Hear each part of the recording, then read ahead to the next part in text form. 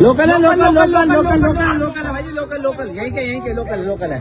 माँ का लाडले, अगर अभी तू ये नहीं बोलता ना लोकल है तो तेरी यहीं का यहीं खोल पट्टी हो जाती मेरे भाई। पूरी गैंग आ रखी है, जरा सा हमारी थोड़ी गैंग वॉर सी हो रही है यार। कोई रात में आके हमारे एरिया के गाड़ी के टायर पे मूद के जा रहा है, अपना एरिया बढ़ा रहे हैं। तो अभी हम उसी को ढूंढ रहे हैं, कल्प्रिट को। तो अभी वहीं के लगे पड़े हैं कि मेरे भाई तू निकल जा, आगे से राइट हो जाइए, और अगर कोई ऐसा बंदा दिखे तो सीधे यहाँ इन्फॉर्म कर दियो, फिर यहीं का यहीं गैंग वॉर हो जाएगी मेरे भाई। मेरी जान। थुंग थुंग कंधे पर बोरा लटकाए दिन भर गलियों में भटकता रहता। इधर उधर पड़ी प्लास्टिक की बोतलें और पुरानी चीजें उठाता रहता। फिर शाम को उन्हें बेचकर 2 वक्त की रोटी कमाता। थुंग थुंग अपनी बीवी और बच्चे के साथ एक टूटी हुई झोपड़ी में रहता था। गरीबी इतनी थी कि कभी कभी नमक रोटी भी नसीब नहीं होती थी। भूख मिटाने के लिए पेड़ों के पत्तों का सहारा लेना पड़ता। फिर भी थुंग थुंग ने कभी चोरी का सहारा नहीं लिया। एक दिन थुंग थुंग थका हारा श्मशान के पास बैठा था। शाम ढल चुकी थी और हवा में जले हुए लकड़ों की बू थी। तभी उसे मिट्टी के नीचे से हल्की सी रोशनी चमकती दिखी। वह धीरे से उठा और मिट्टी खोदने लगा। कुछ ही देर में उसे जमीन के अंदर से एक पुराना सा लोहे का घंटी वाला दिया मिला। जैसे ही उसने उसे उठाया, एक भारी आवाज गूंजी, जो भी इस दिए को जगाएगा उसकी हर इच्छा पूरी होगी, लेकिन बदले में उसकी सबसे प्यारी चीज चली जाएगी। थुंग थुंग का दिल जोर जोर से धड़कने लगा। वह मन ही मन सोचने लगा, सबसे प्यारी चीज मतलब क्या? वह घर लौटा और बीवी को सब बताया। बीवी ने ध्यान से सुना।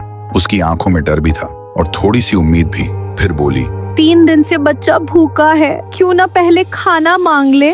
थुंग थुंग ने कांपते हाथों से दिया जलाया और धीरे से बोला, हे दिए, मेरे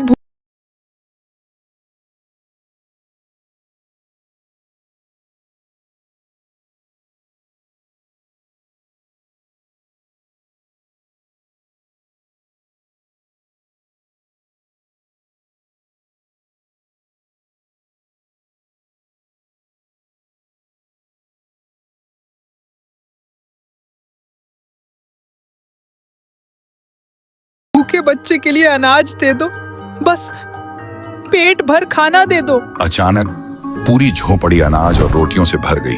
बीवी खुशी से रो पड़ी। लेकिन उसी रात थुंग थुंग ने देखा, उसका बच्चा चुपचाप कोने में बैठा है और उसे पहचान नहीं रहा। सुबह तक बेटा उसका नाम भूल चुका था। थुंग थुंग टूट गया, लेकिन घर में अनाज था और भूख खत्म हो चुकी थी। उसने खुद को समझाया, बाद में बच्चे का इलाज करवा लूंगा। फिर उसने सोचा, एक और बार इस्तेमाल कर लेता हूँ। इस बार उसने मांगा, हे दिए, पक्का मकान और दुकान दे दो। पलक झपकते ही टूटी झोपड़ी की जगह एक सुंदर पक्का घर बन गया और बगल में भरी हुई दुकान खड़ी थी। थुंग थुंग खुशी से बीवी के पास दौड़ा, लेकिन उसने देखा उसकी बीवी पत्थर की मूर्ति बन चुकी थी।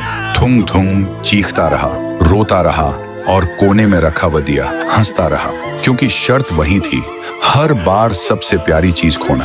अब थुंग थुंग के पास बड़ा घर था, पर वह पूरी तरह अकेला पड़ गया था। वह रोते हुए पत्थर बनी बीवी को गले लगाकर बोला, मुझे ये अमीरी जिंदगी नहीं चाहिए।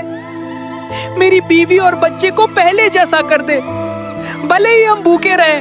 दिए की हंसी अचानक रुक गई। एक तेज रोशनी हुई। जब रोशनी हटी, न पक्का घर था न अनाज का ढेर। फिर वही पुरानी टूटी हुई झोपड़ी थी, लेकिन सामने उसका बच्चा खेल रहा था और बीवी मुस्कुरा रही थी। थुंग थुंग ने सुकून की सांस ली और उस मनहूस दिए को वापस श्मशान ले जाकर मिट्टी में हमेशा हमेशा के लिए दफना दिया। आज का इस प्यारा सा ब्लॉग को करते हैं यहीं पे एंड। मैं सबसे सो गया तो फ्री फायर खेलने वाला प्लेयर टूर्नामेंट, और फ्री फायर नहीं खेलते हो तो टेंशन मत लो यारो, मैं नहीं लिख रहा हूं मेरे भाई। इसलिए मुझे सपोर्ट की जरूरत है। लाइक कमेंट शेयर सब्सक्राइब करके नोटिफिकेशन को हिला दो। मिलते हैं जल्दी। Bye bye.